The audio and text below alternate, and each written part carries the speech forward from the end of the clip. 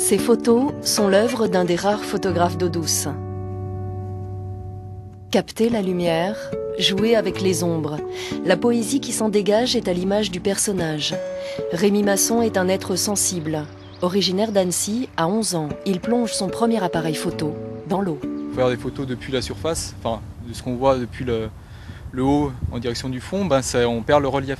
Donc l'intérêt c'est d'être à peu près à la même hauteur pour avoir justement retrouvé toute la dimension. Donc les algues, au lieu d'être tout aplaties, ça devient des forêts, ça devient un monde en 3 dimensions on va dire. Et pareil pour les poissons qui prennent plus de majesté vue par en dessous. Après les lacs de montagne, le Rhône est son terrain de jeu favori. À chaque plongée, l'œil du photographe s'illumine. Rémi Masson est alors intarissable sur la beauté insoupçonnée d'une nature subaquatique. Ah, c'est hallucinant. C'est très joli, ouais. C'est très clair. Alors là-bas on a des résurgences en fait. Alors ça fait des sortes de petits volcans, on voit l'eau qui ressort à travers le sable.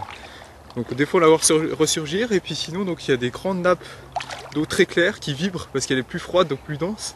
Alors il y a des particules qui restent piégées, ça fait des sortes de nappes de brouillard entre les deux, ça fait un univers un peu mystérieux. Alors c'est très joli.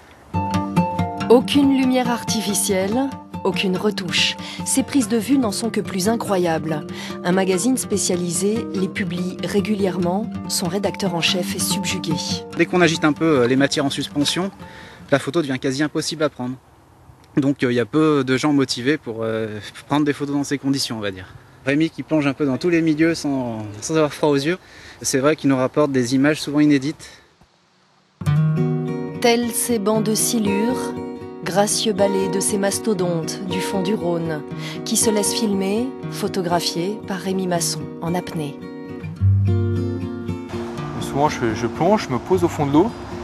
Et puis c'est lui qui va venir me voir, c'est pas moi qui va m'approcher, c'est lui. Alors je vois d'abord une ombre qui se rapproche et puis il va venir jusqu'au contact et il se pose même des fois sur les genoux. Donc c'est vraiment une rencontre, il y a un contact, c'est lui qui s'approche, c'est lui qui vient voir et c'est pas moi qui vais dans son univers. C'est lui qui en gros vient me rendre visite.